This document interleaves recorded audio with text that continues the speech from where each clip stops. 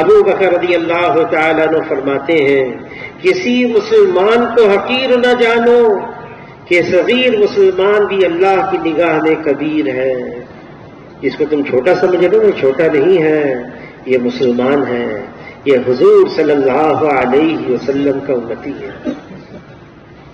ہاں یہ اور بات ہے کہ حضور صلی اللہ علیہ وسلم نے فرمایا، اس کا مفہوم ہے کل بنی آدم خطاؤون.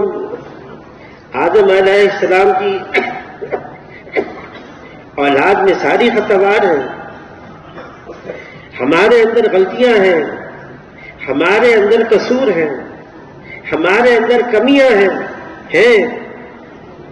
وہ تو صرف ایک اللہ کی ذات ہے جس میں کوئی کمی نہیں، کوئی کجی نہیں، کوئی خامی نہیں. سبحان اللہ، اللہ ہر عیب سے پاک صاف ہے، یکتر پاک اور صاف.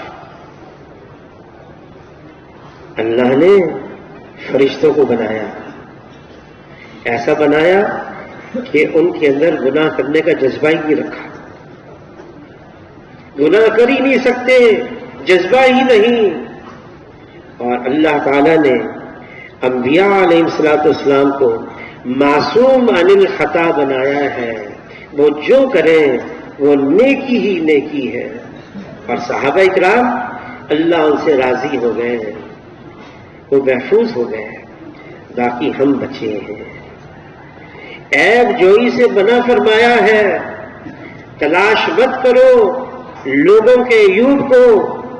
فرمایا جس کا مفہوم ہے اگر لوگوں کی کمیوں کو دیکھتے رہو گے، تلاش کرتے رہو گے، اکیلے رہ جاؤ گے، تنہا ہو جاؤ گے، پھر کوئی تمہارا ساتھ دینے والا نہیں ہوگا. کیا کرنا ہے؟ اگر کسی کی کمی معلوم ہو گئی، پردہ پوشی کرو، پردہ دری مت کرو. حدیث پاک کا مفہوم ہے اگر کسی کے عیب تم نے کھول دیے، ظاہر کر دیے، ان کی تشہیر کر دی،